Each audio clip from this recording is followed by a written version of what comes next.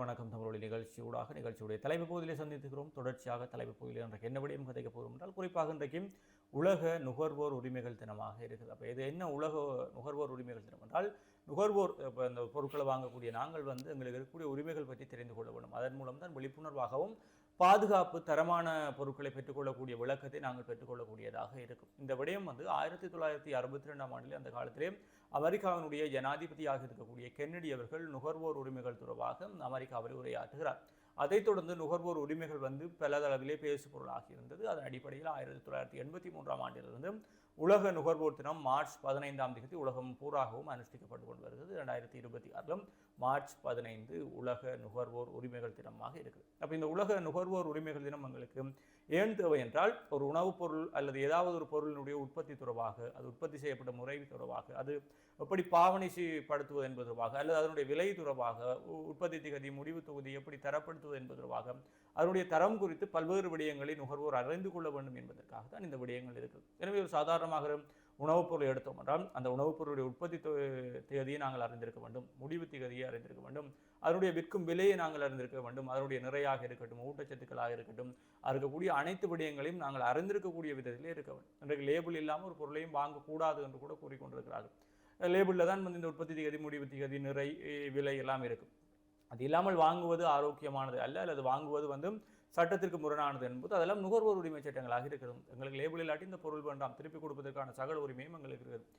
விலை அடிக்காமல் ஒரு விலையை கூறினால் அந்த பொருளை வாங்காமல் மறுப்பதற்குரிய உரிமை எங்களுக்கு இருக்கிறது, கேட்டு அந்த விலையை வாங்கிக் கொள்வது. அதே போல் உணவுப் பொருட்கள், அத்தியாவசிய உணவுப் பொருட்கள் அல்லது இந்த சிறுவர்கள், கர்ப்பிணி தாய்மார்களுக்கு உணவுப் பொருட்களிலே அது இருக்கக்கூடிய போஷண பதார்த்தங்களின் அளவு குறிப்பிடப்பட வேண்டும், ரசாயன பதார்த்தங்கள் சேர்க்கப்பட்டதா இல்லையா என்று குறிப்பிடும். இதெல்லாம் கேட்டு தெரிந்து கொள்வதற்கு அல்லது அவை இல்லாத பொருட்களுக்கு எதிராக முறைப்பாடு செய்வதற்கெல்லாம் நுகர்வோர்களுக்கு உரிமை இருக்கிறது. அப்போ இதையெல்லாம் மக்கள் விளங்கிக் கொள்ள வேண்டும், இந்த விழிப்புணர்வு செய்திகள் மக்கள் மத்தியிலே போய் சேர வேண்டும் என்பதற்காகத்தான் இந்த நுகர்வோர் உரிமை சட்டம் இருக்கிறது. நாங்கள் வாங்கக்கூடிய ஒரு பொருளினுடைய அந்த உற்பத்தி விலை அல்லது உற்பத்தி என்பதை தாண்டி விற்கும் விலை அந்த பொருளில் அச்சிடப்பட்டிருக்க வேண்டும், விலையை தெரிந்து நாங்கள் வாங்கிக் கொள்ள வேண்டும். அதேபோல் வாங்கும் பொருளினுடைய தராதரம் பற்றி அல்லது குவாலிட்டியாக இருக்கட்டும், குவான்டிட்டியாக இருக்கட்டும், தரம், அளவு, இந்த விடயங்கள் எல்லாம் நுகர்வோர் விளங்கிக் கொள்ள வேண்டும். அவர்களை யாரும் ஏமாற்றி இந்த விடயங்களை கொடுக்கக்கூடாது. உற்பத்தி திகதி இருக்கணும், முடிவு திகதி இருக்கணும், அதற்கான காலம் இருக்கணும். அப்போ இதையெல்லாம் நுகர்வோர் விளங்கிக் கொள்ள வேண்டும் என்பதிலே தான் இந்த விடயங்கள் கவனமாக இருக்குது. இது எங்களுடைய மக்கள் மத்தியிலும் இந்த விழிப்புணர்வு செய்திகள் போய் சேர வேண்டும். இன்றைக்கு ஓரளவு அது தொடர்பான விழிப்புணர்வு செய்திகள் வந்துவிட்டு இன்றைக்கு பிள்ளைகள் முடிவு திகதியை பார்த்து வாங்குகிறார்கள், ரசாயனம் சேர்க்கப்பட்டதா இல்லையா என்பதை பார்த்து வாங்குகிறார்கள் என்றும், விலைகளை பார்த்து வாங்குகிறார்கள் என்று ஓரளவு எங்களை நாங்களே நவீனமயப்படுத்திக் கொண்டு வருவோம். அதே போல் எங்களுடைய வர்த்தக நிலையங்களும் நவீனமயப்படுத்தப்பட்டிருப்பதால் அதற்கேற்ற முறைகளிலே நாங்களும் பெற்றுக்கொள்ளக்கூடியதாக இருக்குது. இருந்தாலும் கிராமப்புறங்களில் இருக்கக்கூடிய சில இடங்களிலே மக்களை ஏமாற்றி விற்பனை செய்வர்களும் இருக்கிறார்கள். குறிப்பாக இந்த தொகையாக இருக்கக்கூடிய ஒரு 50 கிலோ மா பேக் எடுத்து அதை உடைச்சி ஒரு கிலோ கேட்க அங்கே இந்த பிரச்சனை வரும். ஆனால் பேக்கெட் பண்ணின ஒரு மாவு கேட்க அதனுடைய லேபிளில் எல்லாமே வந்திருக்கும். அப்போ இப்படியான விடயங்களில் மக்கள் விளங்கிக் கொள்ள வேண்டும். எங்களுக்கு எல்லா உரிமைகளும் இருக்கிறது. நாங்கள் வாங்கும் பொருள் தொடர்பாக சகல விடயங்களையும் அறிந்து கொள்வதற்கு இன்றைக்கு எல்லா இடத்துலையுமே கலப்படம் கொண்டிருக்குது. பல்வேறு விடயங்கள். அண்மையில் நாங்கள் ஒரு கொழும்பில் இருக்கக்கூடிய இந்த உற்பத்தி தொழிற்சாலைகள் சம்பந்தமான ஒரு நிறுவனத்திற்கு பயிற்சிக்கு செல்லும் போதும் இங்கே வரக்கூடிய பல விடயங்களிலே கலப்படங்கள் இருக்குது. குறிப்பாக மிளகு எடுத்துக்கொண்டால், மிளகில் இருக்கக்கூடிய எண்ணெயை பிழிந்து எடுத்துவிட்டு மிளகெண்ணெய் பல 1000 பெறுமதி மிக்கது. அந்த மிளகெண்ணெயை பிரித்து எடுத்துவிட்டு வெறும் சக்கையை இங்கே அனுப்பி கொண்டிருக்கிறார்கள். அதிலே வளரக்கூடிய பூஞ்சை எங்களுக்கான புற்றுநோயை ஏற்படுத்தக்கூடியதாக இருக்குது. குறிப்பாக இந்த ஸ்பைசஸ், வாசனை பொருட்கள் அத்தனையிலுமே இந்த விடயம் தான் நடக்கிறது. பெருஞ்சீரமாக இருக்கட்டும், வெந்தயமாக இருக்கட்டும், கடுகாக இருக்கட்டும், மிளகாக இருக்கட்டும், எல்லாவற்றிலுமே அவற்றை எண்ணெயை புழிந்து எடுத்துவிட்டு, இப்போ தேயிலையில் எங்களிடம் இருக்கக்கூடிய இந்த டஸ்ட், தேயிலை தொழிற்சாலைகளில் கழிவாக இருக்கக்கூடிய இந்த தேயிலை எப்படி இங்கே கொண்டு வருகிறார்களோ அதே போலத்தான் இந்த வாசனை பொருட்கள் இருக்கக்கூடிய அனைத்து விடயங்களையும், மல்லி இருக்கட்டும், மல்லியெல்லாம் பார்க்கே அது உருண்டையாக இருக்கும், நல்ல பளபளப்பாக இருக்கும். ஆனால் அதில் எல்லாம் எண்ணெயை புழிந்து எடுத்து விட்டு தான் அனுப்புகிறார்கள். அப்போ அது சாதாரணமாக பார்க்கும்போது ஒரிஜினல் நல்ல மல்லி போலவே இருக்கும். இப்படி பல்வேறு விடயங்களை நாங்கள் அறிந்து கொள்ளக்கூடியதாக இருக்குது. அதிலும் குறிப்பாக யாழ்ப்பாணத்து உணவகங்கள் அல்லது யாழ்ப்பாணத்தில் உற்பத்தி செய்யக்கூடிய உணவுப் பொருட்களிலே அதிகளவு நிறமூட்டிகள் சேர்க்கப்படுவதாகவும் தெரிவிக்கப்படும். குறிப்பாக யாழ்ப்பாண மக்கள் அதிக நிறங்களை விரும்புகிறார்கள். மஞ்சள், சிவப்பு, கருப்பு, பச்சை என்று அதிகமான நிறங்கள் இருக்கக்கூடிய உணவுகளை அதிகம் விரும்பி உண்ணக்கூடிய மனோநிலை காணப்படுகிறது. எனவே இதை பயன்படுத்தி பல்வேறு உடலுக்கு தீங்கு விளைவிக்கக்கூடிய ரசாயன நிறமூட்டிகளை பயன்படுத்துவதாகவும் அவர்கள் தங்களுடைய அறிக்கைகளிலே தெரிவித்திருக்கிறார்கள். அப்போ இங்கே வரக்கூடிய பல கலப்படமான உணவுகள் இருக்கும்போதும் இந்த கலப்படமான உணவுகள் நாங்கள் எங்களை பாதுகாத்துக் கொள்ள வேண்டும்னால் பிராண்டட் ஒரு பிரபல்யமான அல்லது பெயர் குறிப்பிடப்பட்ட சட்ட வரையறைகளுக்கு உட்பட்ட அல்லது இலங்கையில் பதிவு செய்யப்பட்ட ஒரு நிறுவனத்திடமிருந்து நாங்கள் நுகர்வோராக பொருட்களை கொள்வன செய்யும்போது அவர்களுடைய இலச்சினையுடன், அவர்களுடைய பெயருடன், அவர்களுடைய பொதுப்பெயர், அதே போல் அந்த உணவுக்குரிய பெயர் அதே போல லேபிளோட கொள்வனு செய்கிற பிரச்சனை வந்தால் உடனடியாக நாங்கள் முறையீடு செய்து அதற்கான உரிய தீர்வுகளை பெற்றுக்கொள்ள முடியும். ஆனால் தொடக்கம் எது, முடிவு எது, யார் உற்பத்தி செய்கிறார்கள், எங்கு உற்பத்தி செய்கிறார்கள் எதுவுமே இல்லாமல் ஒரு பொருளை வாங்கும்போதும் அது பிரச்சனையாகத்தான் இருக்கும். அண்மையிலே இந்த நீர்வேலி பகுதியிலே பாடசாலை மாணவர்கள் விரும்பிய உண்ணக்கூடிய உணவு தொபியிலே வந்து இந்த ரொடமைன் பி என்றும் ஆடைகளுக்கு பயன்படுத்தக்கூடிய நிறமூட்டி பதார்த்தம் ரசாயனம் எழுத்தடிச்சான் தொபியில் அந்த சிவப்பு கலர் ரோஸ் கலர் பதார்த்தம் ஆடைகளுக்கு நிறமூட்ட பயன்படுத்தக்கூடிய ரசாயன பதார்த்தம் இருப்பது கண்டுபிடிக்கப்பட்டது. இப்படி பல்வேறு விடயங்களுக்கு எனவே நுகர்வோர் ஆகிய நாங்கள் ஒரு பதிவு செய்யப்பட்ட நிறுவனம் இலங்கையில் ஏற்றுக்கொள்ளப்பட்ட நிறுவனங்கள் ஊடாக அந்த பொருட்களை பெற்றுக்கொள்ளும் போதும் ஏதாவது பிரச்சனை வந்தால் உடனடியாக அவர்களை நாடி அதற்கான தீர்வினை பெற்றுக்கொள்ள முடியும். அதை விட்டு எங்கே அந்த உற்பத்தி தொழிற்சாலை இருக்கிறது, எங்கே உற்பத்தி செய்கிற அன்றைக்கு யூஸ் போத்தெல்லாம் பார்த்தா லேபிளே இல்லாமல் சும்மா கலராக வைக்கிறாங்க. ஆனால் அவ்வளவுமே உடலுக்கு தீங்காயிரும். அப்போ இந்த விடயங்களிலேயும் நுகர்வோர் உரிமை சட்டத்தினூடாக நாங்கள் அனைத்தையும் அறிந்து கொண்டு செயல்படுவது எங்களுடைய உடல் உள மற்றும் பண தேவைகளை ஆரோக்கியமாக பேணிக்கொள்வதற்கான வாய்ப்பாக இருக்கும் என்பதை தான் கூறிக்கொள்ளக்கூடியதாக இருக்கிறது.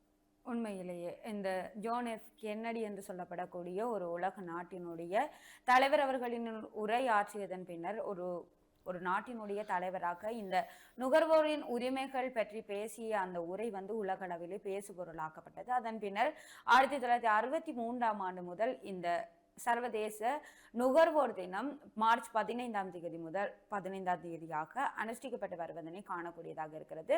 அந்த விதத்திலே இன்றைய இந்த நாளுக்கான சர்வதேச தொனிப்பொருளாக இருப்பது பாதுகாப்பான நுகர்வோர் சேவைகளை உறுதிப்படுத்துதலாக இருக்கிறது. அதாவது நியாயமான விலைகளின் கீழே பாதுகாப்பான சர்வதேச நுகர்வோரினுடைய பாதுகாப்பினை உறுதி செய்தலாக இருக்கிறது. இந்த அடிப்படையிலே உண்மையிலேயே நாங்கள் ஒரு பொருளை விலை கொடுத்து வாங்குகிறோம் என்று சொன்னால் அந்த பொருளை தரமானதாகவும் நியாயமான விலையிலும் பெற்றுக்கொள்வதற்கான உரிமை எங்களிடம் இருக்கிறது. ஆக இந்த நுகர்வோர்களுக்கு இருக்கக்கூடிய உரிமைகள் என்ன என்பது தொடர்பாக பார்க்கையில் தகவல்களை அறிந்து கொள்வதற்கான உரிமை, அதாவது வந்து அந்த விளம்பரப்படுத்தல்கள் மூலமாக வெளிப்படுத்தப்படுகிற விலையாக இருக்கலாம், காலாவதி திகதியாக இருக்கலாம், அல்லது உற்பத்தி திகதிகளாக இருக்கலாம், அல்லது அதனுடைய நிறையாக இருக்கலாம். இவ்வாறான அந்த பொருள் சம்பந்தப்பட்ட விடயங்கள் அனைத்தையும் அறிந்து கொள்வதற்கான உரிமை. மற்றது இந்த போட்டி நிறைந்த இந்த சந்தைப்படுத்தல் சமூகத்திலே குறிப்பிட்ட இடத்திலிருந்து அந்த நுகர்வோர் தாங்கள் விரும்பிய இடத்திலிருந்து தங்களுக்கான பொருளை பெற்றுக்கொள்வதற்கான உரிமைகளாக இருக்கலாம்,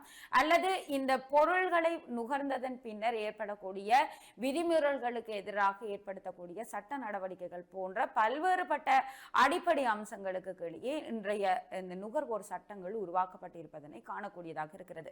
இன்றைக்கு இந்த பொருட்களை வாங்கும் நிலைமையானது ஆன்லைன், அதாவது வந்து ஆன்லைன்லேயே ஆர்டர் செய்து பெற்றுக்கொள்வதாகவும் இருக்கிறது. நாங்கள் நேரடியாக சென்று அந்த சேவைகளை பெற்றுக்கொள்வதாகவும் இருக்கிறது. இவ்வாறு இருக்கின்ற பட்சத்திலே இந்த ஆன்லைன்ல இருக்கக்கூடிய பொருட்களை வாங்குகின்ற பட்சத்தில் நாங்கள் இந்த போன்களிலோ அல்லது ஆன்லைனூடாக பார்க்கக்கூடிய பொருட்களிலோ இருக்கக்கூடிய விளம்பரங்களிலே காட்டப்படுகின்ற பொருள் ஒன்றாகவும் நாங்கள் அதனை ஆர்டர் செய்து பெற்றுக்கொள்ளும் போது பெறப்படக்கூடிய பொருட்கள் வேறு ஒன்றாகவும் இருக்கக்கூடிய நிலைமையினை தற்பொழுது அவதானிக்கக்கூடியதாக இருக்கிறது. இன்றைக்கு இந்த டிஜிட்டல் சமூகத்திலே வாழ்ந்து கொண்டிருக்கக்கூடிய நாங்கள் அனைவருமே இன்றைக்கு இந்த ஆடைகளாக இருக்கலாம், அல்லது வீட்டு பாவனை பொருட்களாக இருக்கலாம், அல்லது எந்த பொருட்களாக இருந்தாலும் இன்றைக்கு இந்த ஆன்லைன்ல வாங்குகின்ற நிலைமையினை நாங்கள் காணக்கூடியதாக இருக்கிறது.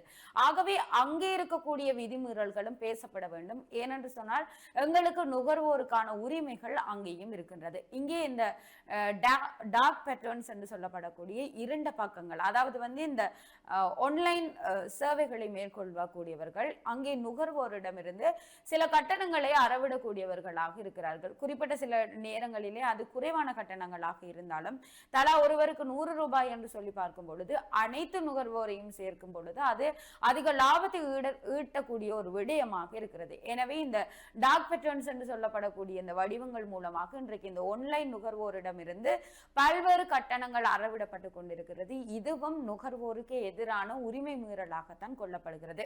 எனவே ஒரு பொருளை கொள்வனவு செய்து கொள்ளக்கூடிய நுகர்வோராக இருக்கக்கூடிய நாங்கள் எங்களினுடைய உரிமைகள் என்ன என்பது தொடர்பாக நாங்கள் கட்டாயமாக சிந்தித்துக் கொள்ள வேண்டும். ஏனென்று சொன்னால் ஒரு பொருளை வாங்குகிறோம் என்று சொன்னால் அந்த பொருளினுடைய தரம் பற்றிய சிந்தனை எங்களிடம் இருக்க வேண்டும். இன்றைக்கு தனியார் மருத்துவமனைகளிலே பயன்படுத்தக்கூடிய மருந்துகள் கூட காலாவதி திகதியை மிஞ்சியும் அது விற்கப்பட்டு வருவதனை காணக்கூடியதாக இருக்கிறது. நேற்றைய பத்திரிகைகளில் கூட குறிப்பிட்ட ஒரு சில தனியார் மருத்துவமனையிலிருந்து காலாவதி ஆகிய மருந்துகளை விற்பனை செய்ததற்காக அவர்களிடமிருந்து தண்டப்பணமும் அதற்கான கைதும் இடம்பெற்றிருப்பதாக அறியப்பட்டிருந்தது. எனவே உயிர் காக்கக்கூடிய உணவாக இருக்கலாம், மருந்தாக இருக்கலாம், அல்லது எங்களினுடைய அடிப்படை தேவைகளை பூர்த்தி செய்யக்கூடிய அத்தியாவசிய சேவைகளை வழங்கக்கூடிய இந்த நிறுவனங்களிடமிருந்து எங்களுக்கான நுகர்வோர் உரிமையை நாங்கள் கட்டாயமாக பாதுகாக்க வேண்டிய கடப்பாட்டில் இருக்கிறோம். ஆகவே இந்த நுகர்வோர் உரிமைகள் மீறப்பட்டால் என்னென்ன சட்டங்கள் இருக்கிறது என்பது தொடர்பாக கட்டாயமாக பொதுமக்கள் அனைவரும் அறிந்திருக்க வேண்டும். இன்றைக்கு இந்த சில்லறை வியாபார நிலையங்கள் என்று சொல்லக்கூடிய இடங்களிலே பார்த்தீர்கள் என்று சொன்னால் அரசாங்கத்தினால் இந்த விலைதான் என நிர்ணயிக்கப்பட்டிருந்தாலும் குறிப்பிட்ட சில இடங்களிலே அத்தியாவசிய பொருட்கள் சில்லறை வியாபார நிலையத்திலே குறிப்பாக அதிகமாக விற்கப்பட்டிருப்பதனை காணக்கூடியதாக இருக்கலாம். இந்த டித்வா பேரிடருக்கு பின்னராக இருக்கலாம், அல்லது தற்போது ஏற்பட்டிருக்கக்கூடிய இந்த மத்திய கிழக்கு போர் நிலை பதற்றத்தின் பின்னராக இருக்கலாம். இன்றைக்கு இந்த அரசாங்கத்தினாலே விதிக்கப்பட்டிருக்கக்கூடிய விலையை தாண்டி அவை அதிகமாக விற்கப்பட்டு கொண்டிருக்கிறது. எனவே நாங்கள் நுகர்வோர்களாக இருக்கின்ற நாங்கள் எங்களினுடைய உரிமைகளை அறிந்து ஒரு பொருளை கொள்வனவு செய்யும் போது அதனை சிறந்த தரத்தோடும் எங்களுக்குரிய நியாயமான விலைகளிலும் பெற்றுக்கொள்வது அவசியம். எனவே நேயர்களுக்கும் நாங்கள் அதனைத்தான் தெரிவித்துக் கொள்ளக்கூடியதாக இருக்கும். உங்களுடைய ஊர்களிலே இருக்கக்கூடிய சில்லறை வியாபார நிலையங்களில் அதிக விலைகள் விற்கப்பட்டால் அது தொடர்பாக சட்ட நடவடிக்கைகளை எடுத்துக்கொள்ளுமாறு கேட்டுக்கொண்டு நாங்களும் உங்களிடமிருந்து விடைபெற்று செல்ல போகிறோம். மற்றும் ஒரு நிகழ்ச்சியில் உங்களை சந்திக்கும் வரை உங்களிடமிருந்து விடைபெற்று செல்லும் நான் என்றும் உங்கள் அன்பின் திவ்யா விஜய் பாஸ்கரன் மற்றும் நான் என்றும் உங்கள் அன்பின் கேரிகர். நன்றி.